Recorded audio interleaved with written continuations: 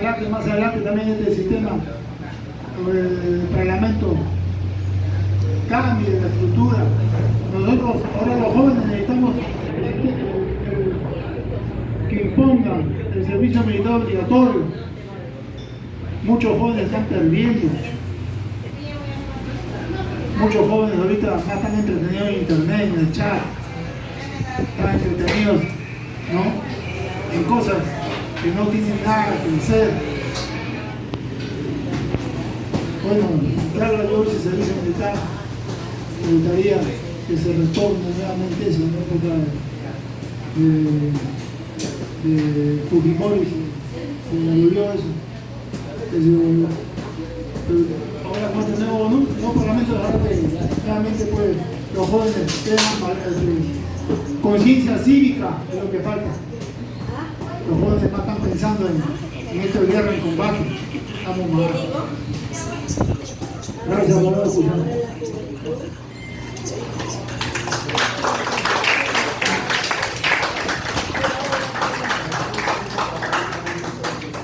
Antes de pasarle acá el micrófono a nuestra vecina Jessica, ¿alguien de ustedes quisiera dar un alcance, un comentario, una pregunta? Con confianza, muchachos, ustedes. Vale, ustedes, tú, un comentario, una pregunta.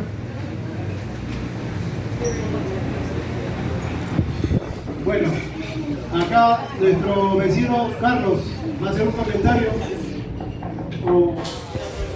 Siempre cuando me ha recibido que conozco años, tú sabes que soy Vilos Vices.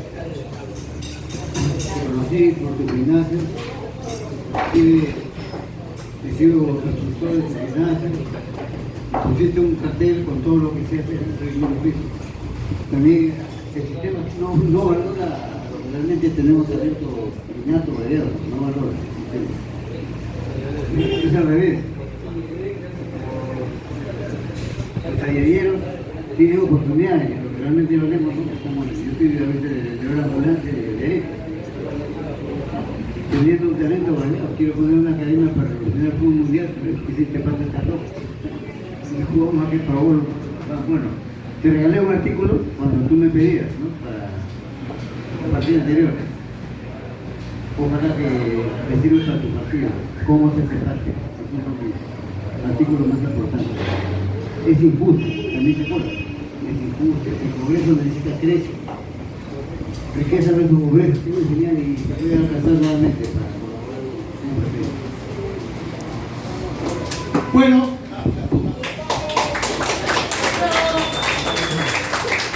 ahora va a tomar la palabra nuestro ponente, amigo Primitivo, por favor. Y de ahí ya pasamos a lo que hemos venido también, a saborear el lindo pollo de la brasa. Un aplauso, por favor. El que se duerme no recibe nada.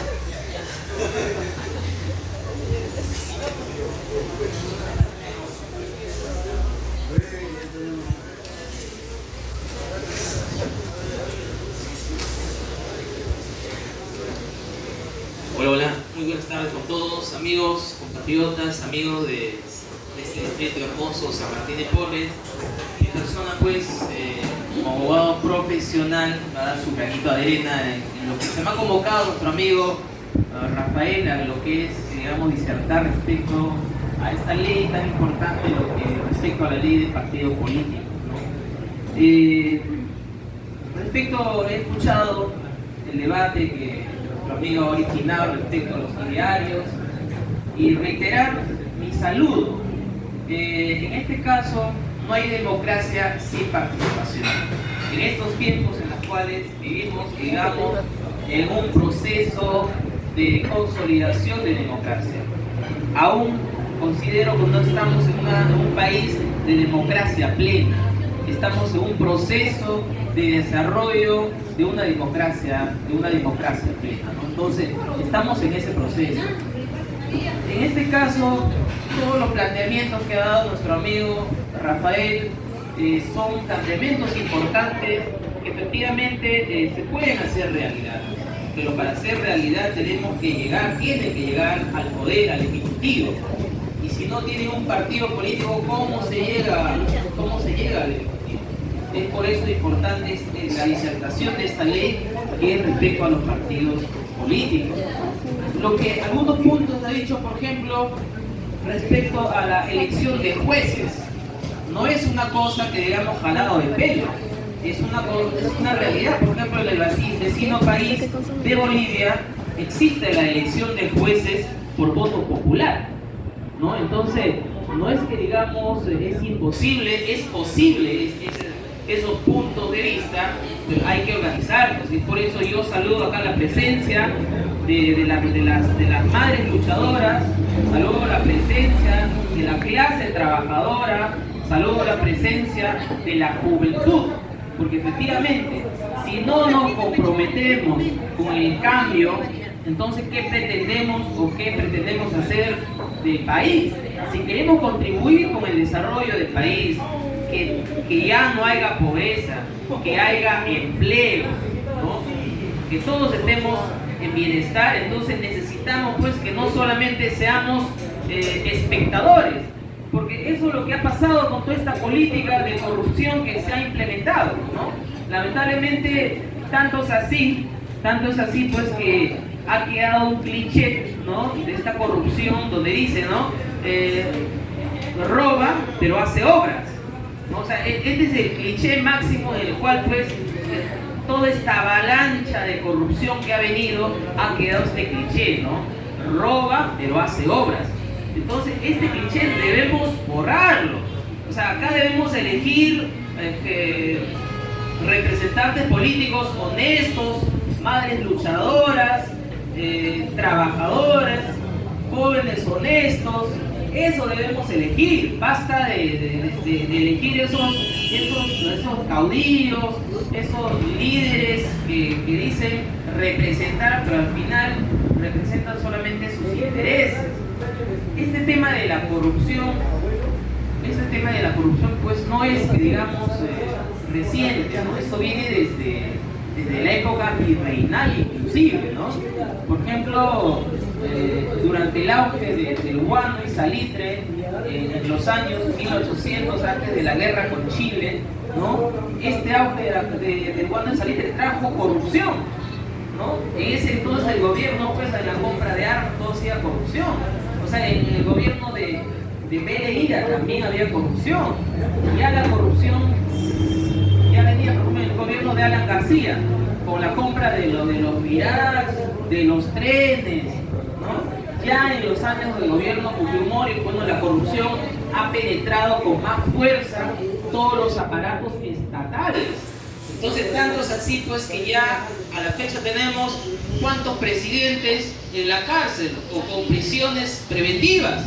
Ahí está Alejandro Toledo, que estamos esperando que venga desde Estados Unidos. Ahí está pues PPK, ¿no? PPK, que también está llamado para prisión preventiva, tiene ahorita prisión domiciliaria, ¿no? Porque, oh, qué raro, cuando dan su prisión preventiva se enferman, están mal en el hospital, ¿no? Qué raro, ¿no? Ollanta Humala, otro caso que nos estafó, ¿no? Efectivamente, porque muchos a veces en esta democracia que aún estamos en proceso, digo, muchos entran con una propuesta que dice representar la demanda del pueblo, pero cuando están en el poder, pues simplemente la propuesta que ha llevado a su gobierno lo dejan de lado para ponerse al servicio de los grandes intereses, de los grandes capitales internacionales. Y definitivamente el gobierno de Ollanta Humala creo que representa eso, una estafa, ¿no? Una estafa a la ilusión del pueblo, porque el pueblo pues vota por una plataforma, por un cambio, pero lamentablemente cuando entra al gobierno, lamentablemente pues por la plata estos líderes se venden, ¿no? Entonces esta corrupción pues no es que digamos reciente, esta corrupción viene de años, pero creo y hay una esperanza de que efectivamente todos nos alineemos en la lucha contra la corrupción y que por fin se acabe la corrupción, porque esta corrupción genera pobreza en el país, nos quita desempleo. Si no hubiera corrupción, pues ¿cuántos hospitales se hubiera construido? ¿Cuántos colegios se hubiera construido? cuántas universidades, institutos, inversión en ciencia y tecnología. Entonces esta corrupción definitivamente trae pobreza a nuestro pueblo. Bien, respecto al ideario, como se le ha dicho, todo está muy bien y saludo la participación de todos, porque eso es lo que necesita en este escenario político en el que estamos, necesita la participación de todos, Pero esta participación pues, se va a hacer efectiva, que no es tan nueva que digamos, ¿no? Esta ley de partidos se ha dado en el año 2003 durante el gobierno de Toledo. Ya son más de 15 años prácticamente, y las leyes que han venido sacando han sido pues leyes que han modificado o que han maquillado esta ley. Definitivamente como país necesitamos un ordenamiento, un código electoral. Nosotros tenemos, por ejemplo, el Código Penal que regula todos los delitos, o el Código Civil que regula todos los tipos de contratos civiles, inclusive el Código de Niños y Adolescentes. Entonces, pero lamentablemente en el aspecto electoral simplemente no tenemos un código. Entonces tenemos una ley que no regula efectivamente todo, sino regula algunos aspectos.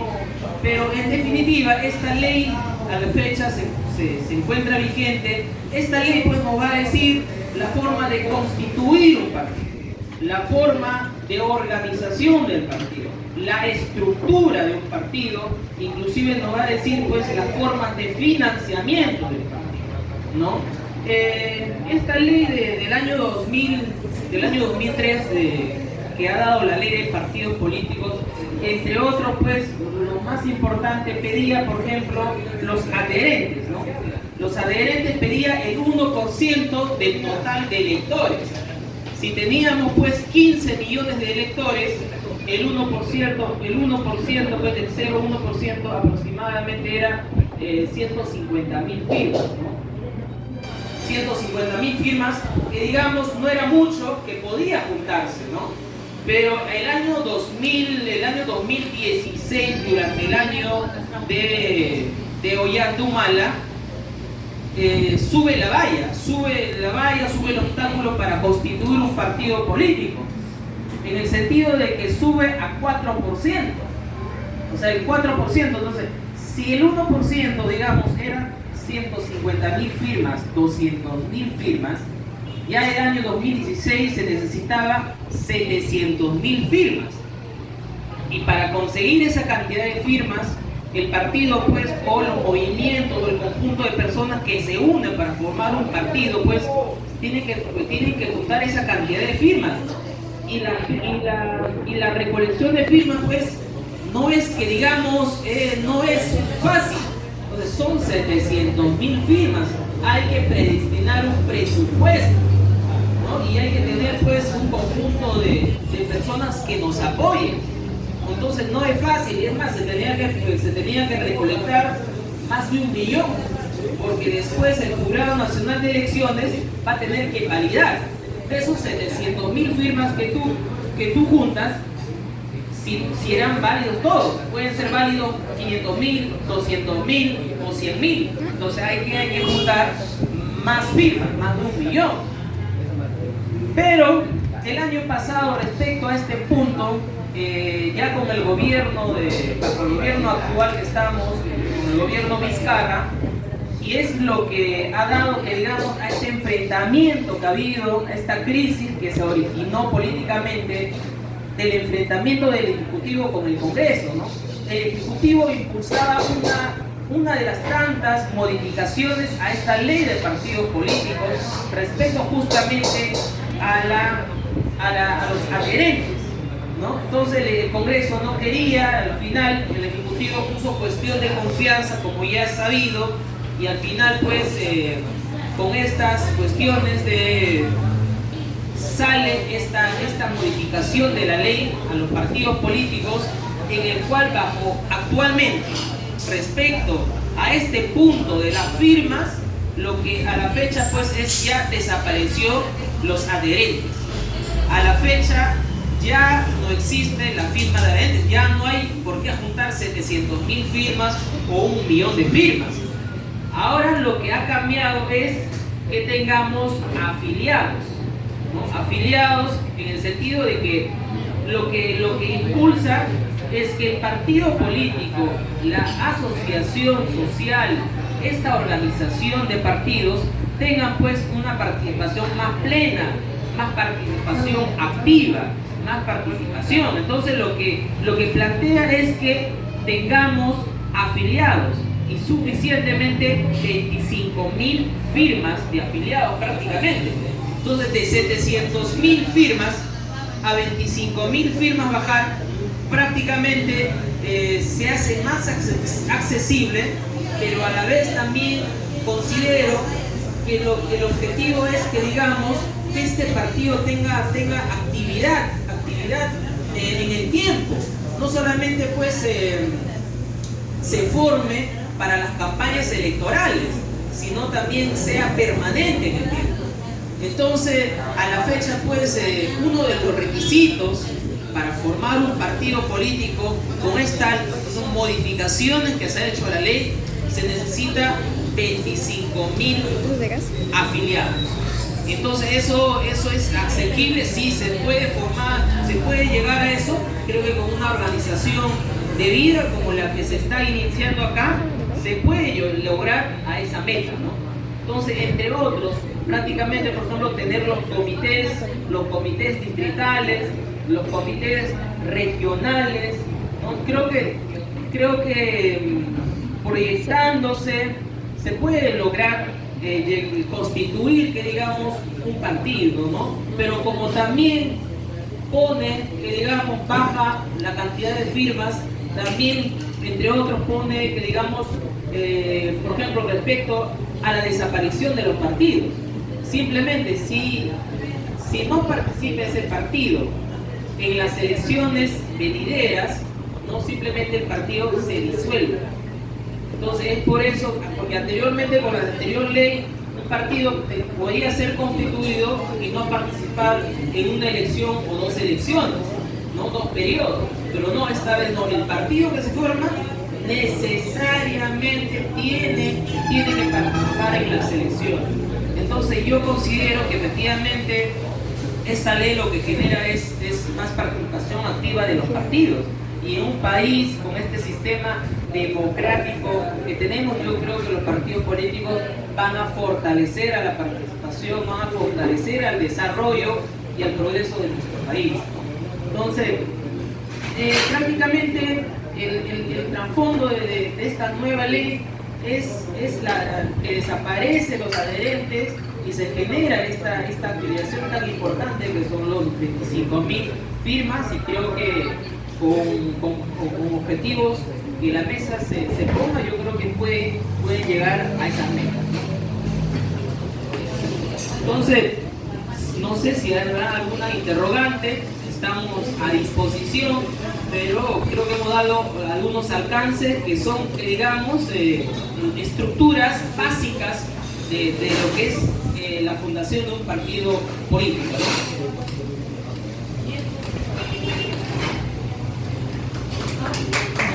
Aplauso por su intervención. Realmente es muy necesaria. Doctor, una pregunta o varias. Primero, la primera pregunta, ¿es obligatorio? ¿Cuántos comités regionales hay que tener? Uno. Dos, para las elecciones internas, ¿cómo es ahora? ¿Es un ciudadano un voto o uno tiene que ser militante un voto cuando hay elecciones internas en cada partido, cuando se elija dirigentes de este partido, ya sea distrital, regional o nacional? Sí, efectivamente, como ya lo he dicho, esta nueva o la modificación que se ha hecho a la ley de partidos, lo que obliga efectivamente es contar con los comités partidarios, ¿no? Y obliga que haya un cuarto del quinto a nivel nacional. Por ejemplo, en cada región debe haber un comité partidario, ¿no? Debe haber, de las regiones que tenemos, debe haber pues 10 comités, ¿no? Y cada comité partidario tiene que tener 50 afiliados. Entonces, 50 afiliados, yo creo que en San Martín, creo que sobrado se puede formar un comité en el sur, en Lima Este, en el Callao, en todas las regiones, se puede conseguir los 50 afiliados, ¿no? Y respecto a la democracia interna, de cómo se elige a los candidatos, al presidente, al vicepresidente, o los cargos diversos que haya dentro del partido, efectivamente, va a depender bastante del estatuto de un partido. Porque el estatuto de un partido rige, digamos, la vida orgánica de ese partido. Si en el estatuto se prevé que prácticamente el cargo de presidente y el cargo de vicepresidente tienen que ser puestos a voto de todos los afiliados. Pero también puede haber que en el estatuto se determine que sea por voto de delegados, ¿no? Los famosos delegados, en el cual pues San Martín se reúne y eligen a un delegado. Ese delegado deberá llevar el voto a la central, ¿no? Entonces va a depender de cómo el estatuto está planteado, ¿no? Porque el estatuto, que digamos es la máxima norma que estructura la vida orgánica del partido, ¿no? Entonces va a depender también del estatuto, pero prácticamente las modificaciones que se hace va en objetivo a que tiene que ser, que digamos, votos universales, ¿no? Que todos los representantes de los partidos sean elegidos, digamos, por los mismos afiliados. Por eso es que se está determinando que el partido tiene que contar con mínimo 25.000 afiliados, ¿no? Y esos 25.000 afiliados tienen que estar registrados en el Jurado Nacional de Elecciones, ¿no? ¿Alguna pregunta?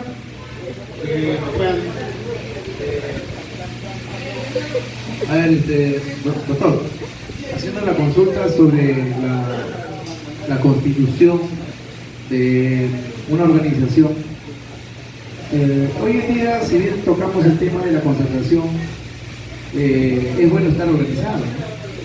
Entonces, a nivel político y a nivel digital, tal vez no como organización política, pero sí que tiene la intención de llegar a lo político.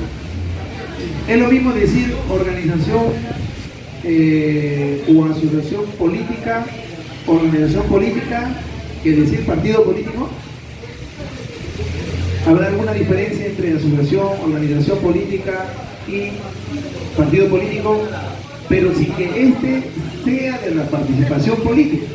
Por eso quería más o menos que nos dé una aclaración, porque hay un proyecto a nivel digital, ¿no? Entonces queremos organizarnos, casi similar como una asociación, pero ellos quieren que sea de carácter político. Pues yo digo, el término político se va a poder incluir dentro de una asociación u organización, o ese término político solo alude a los partidos políticos. En todo caso sería organización social, ¿no? O tal o cual cosa.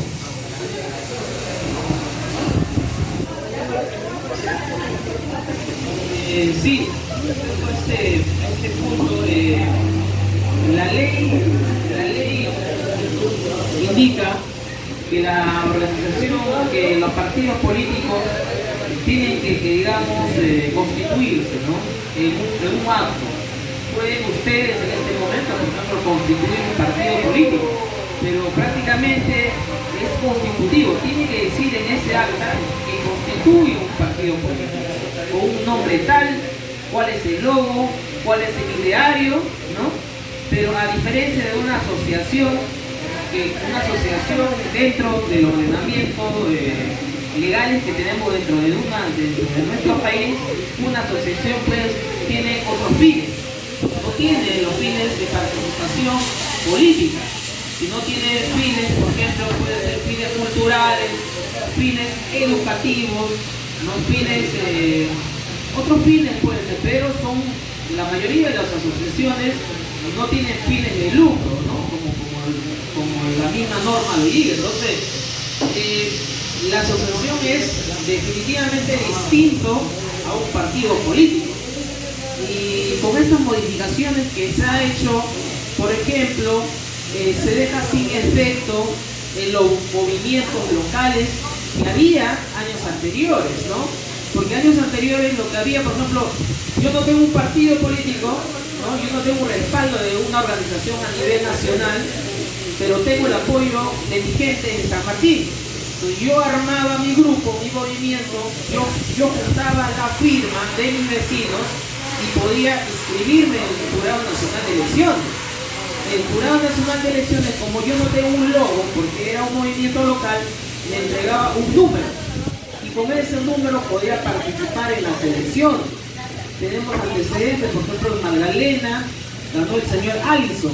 En Villa El Salvador tenemos al señor Guido Iñigo, ¿no? Que también no tenía partidos y entró en forma independiente. Pero ya con esta modificación de esta ley, ya no se permite eso. Ya no hay, que digamos, movimientos locales. Ahora tienen que sí o sí, si tú quieres candidatear a un distrito, tienes que ser parte de un partido político con alcance nacional. Y la otra forma es respecto a los movimientos regionales. Los movimientos regionales sí pueden participar, que digamos, de forma autónoma, no siendo parte de un partido político de alcance nacional, pero prácticamente en cuanto a localidades, ya con esto desaparecen los movimientos locales, ¿no? Y por una parte está bien, porque lo que procura es que, digamos, fortalezcan a los partidos políticos, ¿no? Porque de alguna otra forma los partidos políticos pues son las organizaciones que canalizan, que digamos, las necesidades del pueblo, ¿no? Las necesidades del pueblo, las propuestas de la clase trabajadora, todo lo canaliza a través de un partido, porque el partido llega con una proyección, con una propuesta de cambio del país. Y cuando llegan al gobierno, tienen que ejecutar pues ese programa, pero lamentablemente pues que hemos sido estafados, por ejemplo, reitero, con el señor Ayudante Humala. Muchos votaron por un programa de gobierno que era distinto a lo que él aplicó, ¿no? Entonces ese es el problema, pues lamentablemente el problema de los principios de la persona que dicen ejecutar una cosa, pero cuando llegan al poder se olvidan del pueblo, se olvidan de sus propuestas, ejecutan pues, que digamos, recetas que bueno, son recetas que vienen de, que digamos, de inversiones extranjeras, ¿no? Y eso no creo que no debe pasar, ¿no? Gracias. Aplausos por favor al doctor. Bueno, ¿algún comentario? ¿Alguien de ustedes que quiera conversar o dar una opinión? ¿Alguien? A ver, usted, señora, venga para acá. Usted. Unas palabras. Bueno, estaba llamando a una vecina dirigente, pero hoy día está un poquito caída. Bueno, vamos a pasar, cada uno puede con su ticket pedir su cuarto de pollo, ¿ya?